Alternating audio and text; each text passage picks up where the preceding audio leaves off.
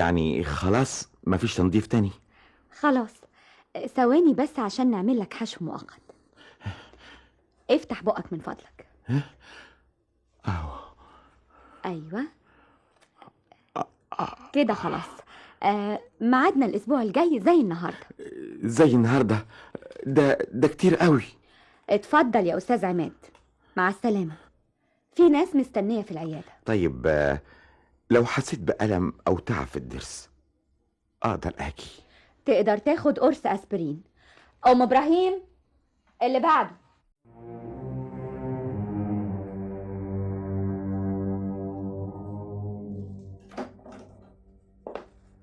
مساء الخير يا ماما. مساء النور يا سلوى. ايه التأخير ده كله يا بنتي؟ العياده كانت مليانه النهارده. احضر لك العشاء؟ يا ريت يا ماما. طيب يا حبيبتي، على ما تغيري هدومك العشاء هيكون جاهز.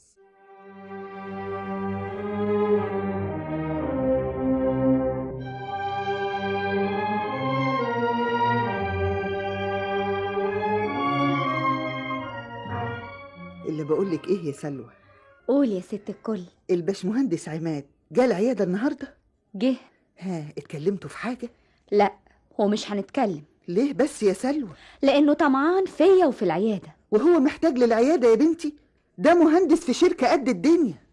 المهندس بيدور على مكتب عشان يفتحوا ويعملوا شغل لحسابه، وطبعا لما عرف ان عندي اوضتين في العياده مقفولين قال فرصه، منها جوازه ومنها مكتب. ايه الكلام الغريب ده بس؟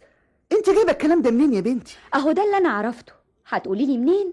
هقولك بطريقتي الخاصه. لنفرض ان الكلام ده صحيح، وفيها ايه لما ياخد له اوضه يفتحها مكتب؟ ما هو هيبقى جوزك. حالا خليتيه جوزي. اسفه يا ماما، اللي عايز يخطبني يبقى عشاني انا، مش عشان عندي اوضه فاضيه في العياده. تصبحي على خير يا ماما.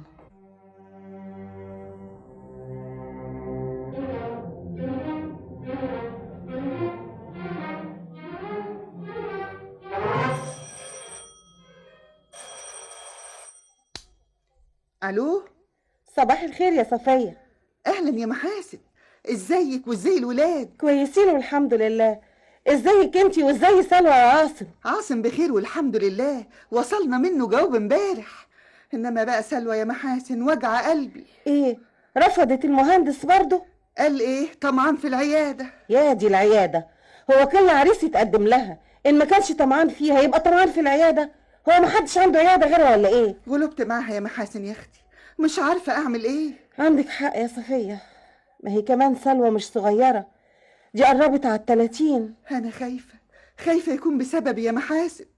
ما انت كنت عارفه المشاكل والهم اللي كنت فيه مع محمود، الله يرحمه بقى. تلاقيها نسيت يا صفية، دي كانت صغيره برضه. صغيره ايه؟ ده ابوها مات وهي في الابتدائيه. اللي بقولك ايه يا صفية، قولي يا محاسن. ابراهيم جوزي كان كلمني قبل كده على مصطفى سعد ابن اخته، محامي شاطر قوي وعنده شقه ومكتب، وكان بيشتغل في السعوديه، يعني مش طمعان فيها. وده لسه ما اتجوزش؟ لسه، مش بقولك كان في السعوديه. وما دام موضوع المهندس ده اترفض، بقول يعني يتقدم مصطفى. تحبي يجيلكوا امتى؟ لا يا محاسن، بلاش يجي البيت، ما انت عارفه اللي بيجي البيت بيتعمل فيه ايه. امال هيشوفها ازاي؟ اديله عنوان العياده.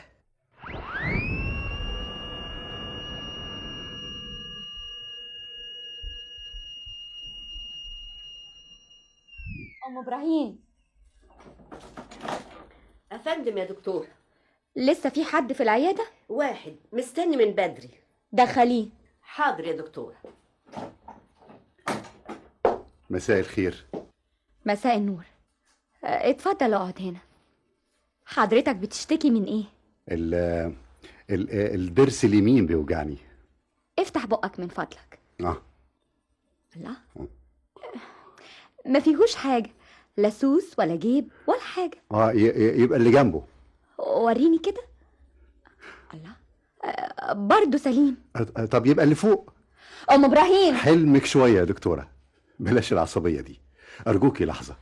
مفيش حد يا دكتوره، ده كان اخر زبون. اتفضل يا استاذ من فضلك، مع السلامه. من فضلك انتي اديني من وقتك 5 دقايق. حضرتك عايز ايه؟ عايز اكلمك في موضوع شخصي. موضوع شخصي؟ ليه؟ هو حضرتك تعرفني قبل كده؟ اعرفك كويس قوي. اروح انا يا دكتوره؟ ولا عايزة مني حاجة تانية؟ مع السلامة انت يا ام ابراهيم. ايه اللي تعرفه عني يا استاذ؟ مصطفى سعد. أعرف عنك كل خير. هات من الاخر من فضلك. الكلام اللي عايز أقوله ما ينفعش هنا.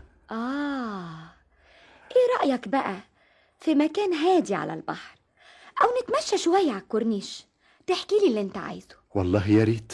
يا ريت ايه يا استاذ مصطفى؟ انت فاكرني عيلة صغيرة ولا بنت طايشة؟ أنا ما أقصدش حاجة من اللي في دماغك خالص. من فضلك، الوقت اتأخر وانا عايزة اقفل